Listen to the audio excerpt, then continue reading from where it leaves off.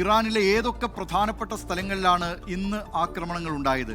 Gulf മേഖലകളിൽ എവിടെയൊക്കെ ആക്രമണങ്ങൾ നടന്നു? ന്യൂസ് ഡെസ്കിൽ നിന്ന് പ്രജിൻ സി കണ്ണൻ ചേരുന്നു എക്സ്പ്ലെയിനറുമായി.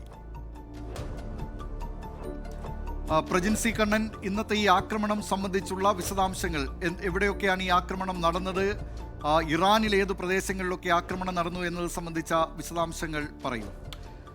വിദിൽകുമാർ, ഏറ്റവും പ്രധാനപ്പെട്ടത് ഇറാനിൽ നടന്ന ആക്രമണങ്ങൾ മാത്രമല്ല, ഇറാന്റെ തിരിച്ചടി അത് എന്തുകൊണ്ട് ഈ ഗൾഫ് രാജ്യങ്ങളിൽ ഉണ്ടാവുന്നു, അതിന്റെ പ്രത്യേകത എന്താണ്, ഭൂമിശാസ്ത്രപരമായി ഇറാൻ അവർക്കുള്ള ഒരു അഡ്വാൻറ്റേജ് അത് ഏത് രീതിയിലാണ് ഈ ആക്രമണത്തിനായി ഉപയോഗിക്കുന്നത്, ഇതൊക്കെയാണ് നിലവിൽ ചർച്ചയാകുന്നത്. അല്ല, ആദ്യം നമുക്ക് ഇറാനിൽ എവിടെയൊക്കെയാണ് അതിന്റെ ആക്രമണം ഉണ്ടായത് എന്ന് നമുക്ക് ഈ മാപ്പിൽ നിന്നും വ്യക്തമാണ്. ഇറാനിന്റെ ഈ ഭാഗങ്ങളെല്ലാം തന്നെ, അതായത് ഈ വടക്ക് പടിഞ്ഞാറൻ മേഖല, ഇറാൻ എന്ന രാജ്യത്തിന്റെ വടക്ക് പടിഞ്ഞാറൻ മേഖല കേന്ദ്രീകരിച്ചാണ് ഈ ആക്രമണങ്ങളെല്ലാം കൂടുതലായും ഉണ്ടായിട്ടുള്ളതെന്ന് കാണാം. കാരണം ഈ ഭാഗത്താണ്, അതിന്റെ പടിഞ്ഞാറ് ഭാഗത്താണ് ഇസ്രായേൽ സ്ഥിതി ചെയ്യുന്നത്. ഇസ്രായേലിനുള്ള നേരിട്ട് അറ്റാക്ക് അല്ലെങ്കിൽ കൂടി തന്നെ ഈ ഭാഗങ്ങളിലേക്കാണ് ഇസ്രായേൽ അറ്റാക്കുകൾ എല്ലാം തന്നെ വന്നിരിക്കുന്നത് എന്നതാണ് ഏറ്റവും ശ്രദ്ധേയമായ കാര്യം. ടെഹ്റാൻ, ഇറാന്റെ ഏറ്റവും പ്രധാനപ്പെട്ട നഗരമാണ് ടെഹ്റാൻ. അവിടെ ഉണ്ടായി. തൊട്ടടുത്ത് തന്നെയുള്ള ഖ്വാം, കരാജ്, ഖർമാൻഷാ, ഈ 4 പ്രദേശങ്ങളിലാണ് തുടരെ ആക്രമണങ്ങൾ ഉണ്ടായത് എന്നതാണ് നമുക്ക് മനസ്സിലാക്കാൻ കഴിയുന്നത്. അവിടെയാണ് കൂടുതൽ കാഷ്വാലിറ്റീസ് ആദ്യ മണിക്കൂറിൽ രേഖപ്പെടുത്തിയതും. പിന്നീട് ടെബ്രിസ് ഉണ്ട്. ഇത് ഈ പറയുന്നത് പോലെ വടക്കൻ മേഖലയാണ് ഇറാന്റെ. അവിടെ ഒരു ആക്രമണം ഉണ്ടായി. ഇനി ഏറ്റവും രൂക്ഷമായ ആക്രമണവും അത് നമ്മൾ പ്രതീക്ഷിക്കാതെയുള്ള ഒരു ആക്രമണം ഉണ്ടായത് അതിന്റെ ഈ ഭാഗത്താണ്, അതായത് അതിന്റെ തെക്ക് ഭാഗത്ത്. ഈ ഭാഗത്ത് മാത്രമാണ് ഇറാന്റെ ഒരു ഒറ്റപ്പെട്ട അറ്റാക്ക് എന്ന് പറയാം. മിനാബിലാണ്. അവിടെയാണ് ഒരു പെൺകുട്ടികൾ പഠിക്കുന്ന സ്കൂളിൽ ആക്രമണം ഉണ്ടായത്. അവിടെ 5 പെൺകുട്ടികൾ കൊല്ലപ്പെട്ടു എന്ന ഒരു വാർത്ത 2 മണിക്കൂർ മുൻപാണ് പുറത്തുവിട്ടത്. മിനാബ്, അതുപോലെ തന്നെ ഇസ്ഫഹാൻ, ഏതാണ്ട് മധ്യ ഇറാന്റെ ഭാഗമായിട്ടുള്ള പ്രദേശമാണ് ഇസ്ഫഹാൻ.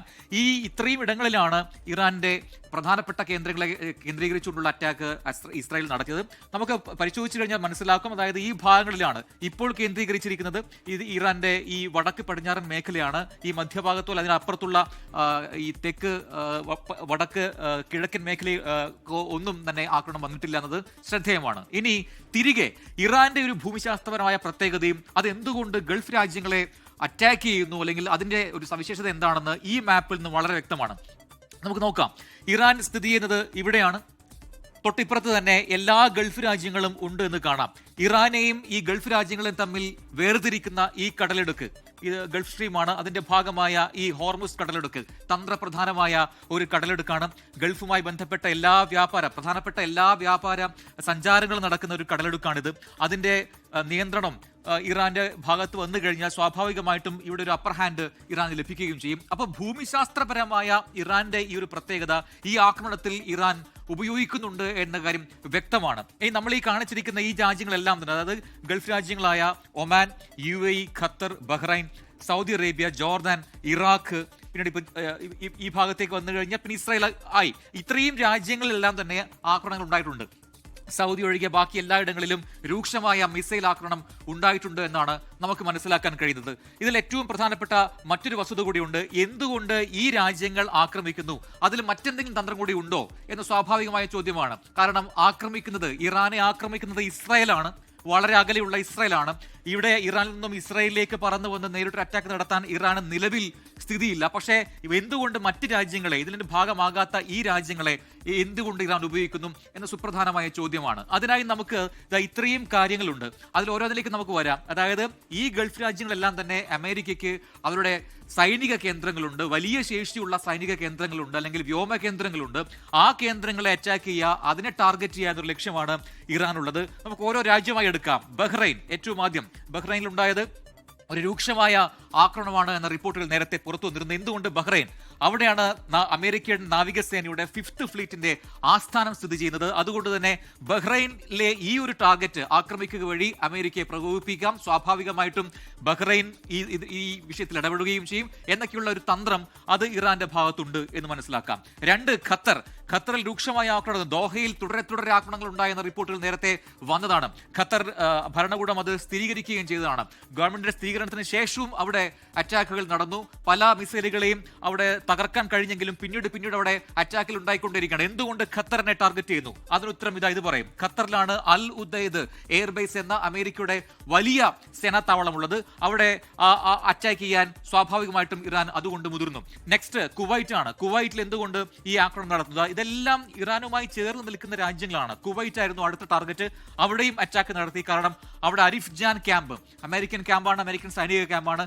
അതിനെയും ഇറാൻ ആക്രമിക്കുന്നു. അതാണ് ലക്ഷ്യമിടുന്നത്. അടുത്ത രാജ്യം യു എ എന്തുകൊണ്ട് ഇറാൻ ലക്ഷ്യമിടുന്നു? അതിനും ഉത്തരവുണ്ട്. യു എയിലെ Al Dhafra airbase American airbase ആണ്. അവിടെയും വലിയ ശേഷിയുള്ള സൈനികോപകരണങ്ങളും സൈനികരും ഉണ്ട് അമേരിക്കയുടെ. സ്വാഭാവികമായിട്ടും യു എയും അതുകൊണ്ട് തന്നെ ഇറാൻ ലക്ഷ്യമിടുന്നു. ഇനി അടുത്ത രാജ്യം ഇറാഖിൽ അറ്റാക്ക് ഉണ്ടായി. അവിടെ കാഷ്വാലിറ്റീസ് അടക്കം നേരത്തെ റിപ്പോർട്ട് ചെയ്യപ്പെട്ടതാണ്. 2 സൈനികർ കൊല്ലപ്പെടുന്ന സാഹചര്യം ഇറാഖിൽ ഉണ്ടാവുകയും ചെയ്തതാണ്. എന്തുകൊണ്ട്? അവിടെ ഐൻ അൽ അസദ് എന്ന് പറയുന്ന US-ന്റെ മറ്റൊരു ബേസ് അവിടെ ഉണ്ട്. അതുകൊണ്ട് ഇറാഖിനെയും ഇറാൻ ടാർഗറ്റ് ചെയ്യുന്നു. നിലവിൽ സൗദി അറേബ്യ പ്രിൻസ് സുൽത്താൻ എയർബേസ് സൗദി അറേബ്യയിലുണ്ട്. ഇതുവരെയായിട്ടും സൗദി അറേബ്യയിലെ പ്രധാനപ്പെട്ട കേന്ദ്രങ്ങളിൽ വലിയ അറ്റാക്ക് നടന്നില്ല. എന്നാലും റിയാദിലടക്കം സ്ഫോടനങ്ങൾ ഉണ്ടായി എന്ന വാർത്ത അല്പസമയം മുൻപാണ് പുറത്തു വന്നത്. മറ്റൊന്ന് ജോർദനാണ്. ജോർദൻ ഇസ്രായേലിനോട് ചേർന്ന് നിൽക്കുന്ന രാജ്യമാണ്. ഇറാനിൽ നിന്നും കുറച്ച് അകലെയാണ്. എങ്കിൽ കൂടി ജോർദനിലും ആക്രമണം ഉണ്ടായി. അവിടെ മുവാഹക് അൽ സാറ്റി എന്ന് പറയുന്ന അമേരിക്കയുടെ മറ്റൊരു സൈനിക കേന്ദ്രം കൂടിയുണ്ട്. അപ്പൊ സ്വാഭാവികമായിട്ടും ഇറാന്റെ ഒരു തന്ത്രം, അല്ലെങ്കിൽ ഒരേ സമയത്ത് ആക്രമണത്തിനും പ്രതിരോധത്തിനുമായി ഈ തന്ത്രം ഇറാൻ പയറ്റുന്നു.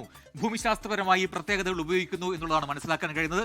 അമേരിക്കൻ കേന്ദ്രങ്ങൾ ആക്രമിക്കുക വഴി അതാണ് ടാർഗറ്റ് ചെയ്യുന്നതെന്ന് പറയെങ്കിലും ഈ രാജ്യങ്ങളെയെല്ലാം ഈ യുദ്ധത്തിന്റെ ഭാഗമാക്കാൻ ഇറാൻ ശ്രമിക്കുന്നു എന്നുള്ളതാണ്. സ്വാഭാവികമായിട്ടും ഒരു നെഗോഷിയേഷൻ ചാനൽ അവിടെ തുറന്നു വരും. അതുവഴി പുതിയ സമാധാന ചർച്ചകൾക്കുള്ള സാധ്യതകളുണ്ടോ എന്നൊക്കെ അന്വേഷിക്കുന്നവരുണ്ട്. പക്ഷേ അമേരിക്ക ഇതുവരെയുമായിട്ടും ഒരു കൃത്യമായ നിലപാട് വ്യക്തമാക്കിയിട്ടില്ല. ഖത്തർ അടക്കമുള്ള രാജ്യങ്ങൾ അമേരിക്കയുമായി വളരെ അടുത്ത സൗഹൃദം പങ്കിടുന്ന രാജ്യങ്ങളാണ്. എന്നിട്ടും അമേരിക്ക ഇതുവരെയും ഒരു കാര്യവും ഉരിയാടിയിട്ടില്ല എന്നതും ഏറ്റവും ശ്രദ്ധേയമായ കാര്യമാണ്. വരും മണിക്കൂറുകളിൽ അമേരിക്കൻ പ്രസിഡന്റിന്റെ ഒരു വാർത്താ സമ്മേളനമോ അല്ലെങ്കിൽ അഭിസംബോധന പ്രസംഗമോ പ്രതീക്ഷിക്കുന്നുണ്ട് അന്തർദേശീയ മാധ്യമങ്ങൾ. അതിലെന്തായിരിക്കും ട്രംപ് പറയുക എന്നത് നിർണായകമാണ് ഈ യുദ്ധത്തിന്റെ മുന്നോട്ടുള്ള പോക്കിനെ. എന്തായാലും നിലവിലെ സാധ്യത അനുസരിച്ച് ഇറാൻ ഈ രാജ്യങ്ങളെ തന്നെ കേന്ദ്രീകരിച്ച് അറ്റാക്കുകൾ നടത്തുന്നു എന്നാണ് മനസ്സിലാക്കാൻ കഴിയുന്നത്. അതിന് ഇത്രമാത്രം പ്രത്യേകതകളുണ്ട്. ദിലീപ്, ലോകത്തെവിടെയായാലും ഏത് സമയത്തും 24 വാർത്തകളും ഓഗ്മെന്റഡ് റിയാലിറ്റി പാക്കേജുകളും എക്സ്പ്ലെയിനറുകളും വിശദമായി കാണാൻ ഞങ്ങളുടെ യൂട്യൂബ് ചാനൽ നിങ്ങൾക്ക് സബ്സ്ക്രൈബ് ചെയ്യാം.